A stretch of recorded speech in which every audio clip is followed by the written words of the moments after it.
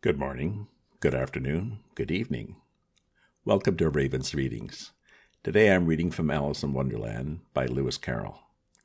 If you subscribe to my newsletter, you'll get notified by updates as soon as they are ready. If you enjoy this reading or have other classics you'd like to hear, leave me a comment. In the last chapter, Alice had fallen down the rabbit hole and found a locked door leading into a lovely garden. One challenge now is being the right size to take the key from a table. She's found a take that seems to make her grow. Chapter 2, The Pool of Tears. "Curiouser and curiouser," cried Alice. She was so much surprised that for the moment she quite forgot how to speak good English. "Now I'm opening out like the largest telescope that ever was. Well, goodbye feet." For when she looked down at her feet, they seemed to be almost out of sight. They were getting so far off. "Oh, my poor little feet. I wonder who will put on your shoes and stockings for you now, dears. I'm sure I shan't be able. I shall be a great deal too far off to trouble myself about you. You must manage the best way you can, but I must be kind to them," thought Alice. "Perhaps they won't walk the way I want to go. Let me see. I'll give them a new pair of boots every Christmas." And she went on planning to herself how she would manage it.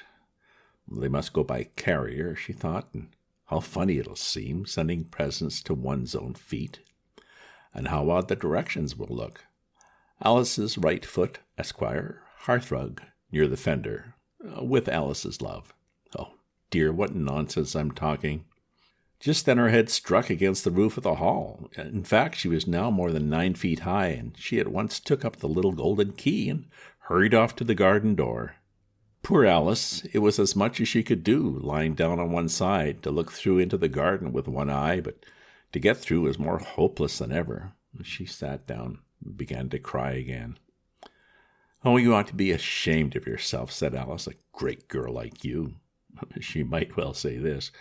"To go on crying in this way. Stop this moment, I tell you." But she went on all the same, shedding gallons of tears, until there was a large pool all around her, about 4 inches deep and reaching half down the hall. After a time, she heard a little pattering of feet in the distance, and she hastily dried her eyes to see what was coming. It was the White Rabbit returning, splendidly dressed, with a pair of white kid gloves in one hand and a large fan in the other. He came trotting along in a great hurry, muttering to himself as he came, "Oh, the Duchess, the Duchess! Oh, won't she be savage if I've kept her waiting?" Alice felt so desperate that she was ready to ask help of anyone, so when the rabbit came near, she began, in a low, timid voice, "If you please, sir." The rabbit started violently, dropped the white kid gloves and the fan, and scurried away into the darkness as hard as he could go. Alice took up the fan and gloves, and as the hall was very hot, she kept fanning herself all the time she went on talking. "Oh, dear, dear, how queer everything is today. And yesterday things went on just as usual. I wonder if I've been changed in the night. Let me think. Was I the same when I got up this morning? I almost think I can remember feeling a little different. But if I'm not the same, the next question is, who in the world am I? That's the great puzzle." And she began thinking over all the children she knew that were of the same age as herself, to see if she could have been changed for any of them. "I'm sure I'm not Ada," she said, "for her hair goes in such long ringlets, and mine doesn't go in ringlets at all. And I'm sure I can't be Mabel, for I know all sorts of things, and she knows such a very little. Besides, she's she, and oh dear, how puzzling it all is. I'll try if I know all the things I used to know. Let me see. 4 times 5 is 12, and 4 times 6 is 13, and 4 times 7 is... Oh dear, I shall never get to 20 at that rate. However, the multiplication table doesn't signify. Let's try geography. London is the capital of Paris, and Paris is the capital of Rome, and Rome... No, that's all wrong, I'm certain. I must have been changed for Mabel. I'll try and say, how doth the little? She crossed her hands on her lap as if she were saying lessons, and began to repeat it, but Her voice sounded hoarse and strange, and the words did not come the same as they used to. How doth the little crocodile improve his shining tail, and pour the waters of the Nile upon every golden scale? How cheerfully he seems to grin, how neatly spread his claws, and welcome little fishes in with gently smiling jaws. I'm sure those are not the right words, said poor Alice, and her eyes filled with tears again as she went on. I must be Mabel after all, and I shall have to go and live in that poky little house, and have next to no toys to play with, and ever so many lessons to learn. No, I've made up my mind about it. If I'm Mabel, I'll stay down here. It'll be no use their putting their heads down and saying, "Come up again, dear." I shall only look up and say, "Who am I then?" And tell me first, and then if I feel like being that person, I'll come up. If not, I'll stay down here until I'm somebody else. But, oh dear, cried Alice with a sudden burst of tears, I do wish they would put their heads down. I am so very tired of being all alone here. As she said this, she looked down at her hands and was surprised to see that she had put on one of the rabbit's little white kid gloves while she was talking. How could I have done that, she thought. I must be growing small again. She got up and went to the table to measure herself by it, and found that as nearly as she could guess, she was about 2 feet high and was going on shrinking rapidly. She soon found out that the cause of this was the fan she was holding, and dropped it hastily, just in time to avoid shrinking away altogether. That was a narrow escape, said Alice, a good deal frightened at the sudden change, but very glad to find herself still in existence. And now for the garden. And she ran with all speed back to the little door, but alas, the little door was shut again, and the little golden key was lying on the glass table as before. And things are worse than ever, thought the poor child, for I never was so small as this before, never. And I declare it's too bad that it is. As she said these words, her foot slipped, and in another moment, splash, she was up to her chin in salt water. Her first idea was that she had somehow fallen into the sea, and, well, in that case, I can go back by railway, she said to herself. Alice had been to the seaside once in her life, and had come to the general conclusion that wherever you go to on the English coast, you find a number of bathing machines in the sea, and some children digging in the sand with wooden spades, and then a row of lodging houses, and behind them a railway station. However, she soon made out that she was in the pool of tears which she had wept when she was 9 feet high. I wish I hadn't cried so much, said Alice, as she swam about, trying to find her way out. I shall be punished for it now, I suppose, by being drowned in my own tears. That will be a queer thing, to be sure. However, everything is queer today. Just then she heard something splashing about in a pool a little way off, and she swam near to make out what it was. At first she thought it must be a walrus or hippopotamus, but then she remembered how small she was now, and she soon made out that it was only a mouse that had slipped in like herself. Would it be of any use now, thought Alice, to speak to this mouse? Everything is so out of the way down here that I should think very likely it can talk. At any rate, there's no harm in trying. So she began, "Oh, mouse, do you know the way out of this pool? I am very tired of swimming about here, oh mouse."